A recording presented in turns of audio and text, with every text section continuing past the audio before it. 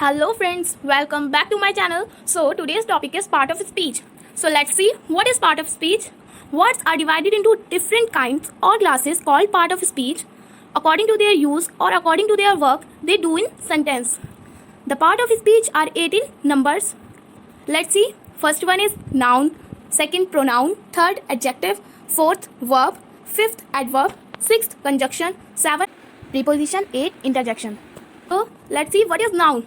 A noun is a name of a person, place, thing, animal, and idea. For example, pen, dog, work, music, town, school, London, teacher, John, etc. So, what is pronoun? A pronoun is a word used to replace the noun. For example, I, you, he, she, it, they, them, which, anybody, etc. So, what is adjective? An adjective is a defining word. It is used with a noun to tell us something more about the noun. For example, tall, rich, fat, small, poor, etc. So, let's see what is verb. A verb tells what action someone as something is doing and express a state of being. For example, eat, dance, run, drink, seemed, become, etc. What is adverb? An adverb describes a verb, adjective or adverb. It tells how, when, where or to what extent. For example, softly, lazily, sometimes, quickly, hopefully, often, etc.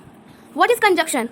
A conjunction joins word or perhaps in a sentence. For example, and, but, or, so, yet, with, because, for, also, etc.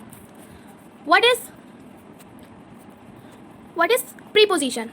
A preposition describes a relationship between a noun or pronoun and other words in the sentence. For example, in, on, upon, under, over, by, for, close, into, to, out, out of, etc.